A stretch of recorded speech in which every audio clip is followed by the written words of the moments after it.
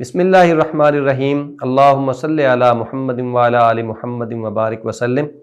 ناظرین کرام، مجھے کسی شخص نے ایک سوال کیا کہ آپ لوگ ختم نبوت کے حوالے سے بہت زیادہ تقاریر کرتے ہیں اور بہت زیادہ تعلیمی اور تدریسی سیمینارز جو ہیں ان کا اہتمام کرتے ہیں، اس کی کیا وجہ ہے؟ ہم پہلے ہی حضور کی ختم نبوت کے عقیدے کو جانتے بھی ہیں، مانتے بھی ہیں، تو پھر یہ بار بار ختم نبوت کا عقیدہ بیان کرنے کی اور ختم نبوت کے حوالے سے اتنے زیادہ سیمینارز کرنے کی کیوں ضرورت پیش آتی ہے؟ اس کی بنیادی وجوہات 3-4 ہیں۔ پہلی سب سے بنیادی وجہ یہ ہے کہ جب ہم ختم نبوت کا ذکر کرتے ہیں اور عقیدہ ختم نبوت کی بات کرتے ہیں تو اس کا مقصد یہ ہوتا ہے کہ ہماری نوجوان نسل میں یہ عقیدہ پختہ اور مضبوط ہو جائے۔ دوسری وجہ یہ ہے کہ جب بھی عقیدہ ختم نبوت کی بات ہوگی تو یقیناً جناب محمد الرسول اللہ صلی اللہ علیہ وسلم کا ذکر خیر ہوگا، ان کی بات ہوگی، تو یہ دوسری بنیادی وجہ ہے۔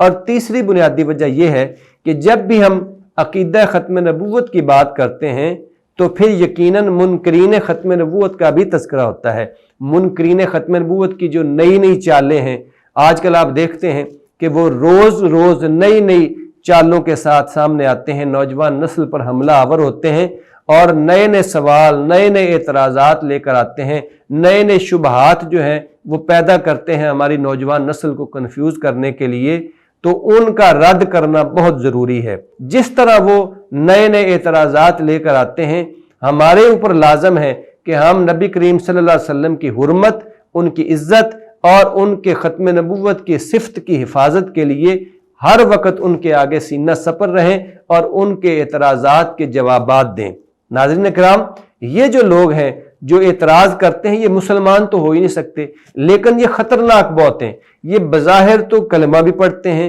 یہ نماز بھی پڑھتے ہیں، زکوٰۃ بھی دیتے ہیں، حج بھی کرتے ہیں، لیکن سب سے خطرناک بات اور سب سے خطرناک چیز یہ ہے کہ یہ لفظ ختم نبوت کو حضور علیہ السلام کی صفت کی بجائے